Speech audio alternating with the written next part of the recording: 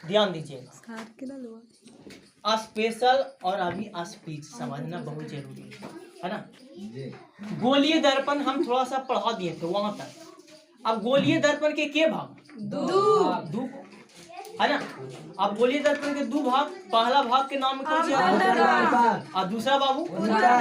आप लोग एकदम याद है जी। देखिए अवतल और उत्तल, अब देखिए दोनों के हम एक फिगर से समझ लेंगे। और देखिए फिगर समझ में आ जी तो ऑटोमेटिक याद रहता है ना।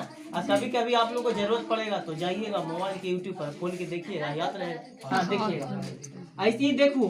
अब हम पहले जैसे फिगर बनेबो तो आप लोग नाम दे दीजिएगा।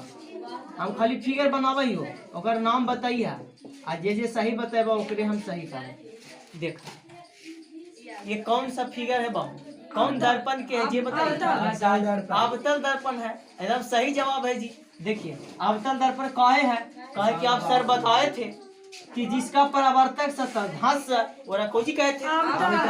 अब देखिए अंदर से ना रिफ्लेक्ट करेगा ये प्रकाश इधर से जाएगा तो लौटेगा अंदर से ना होके। अब देखिए जैसे ही यहाँ गया, ठीक है, तो यहाँ से लौटेगा है ना, रिफ्लेक्शन होगा है ना।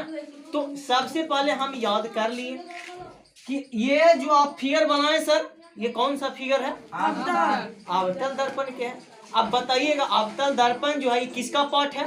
गोलीय दर्पण। गोलीय दर्पण। गोलीय दर्पण के भाग? दो, एगो अवतल एगो उत्तल। अब देखो उत्तल भी बना देंगे, अंदर से रचित कर देंगे, कलाई कर देंगे। आई ऊपरे जो है परावर्तक सतह, ये कौन सी है? परावर्तक सतह। क्लियर? समझ गया ना। बस इतना ही तक याद करके आना है।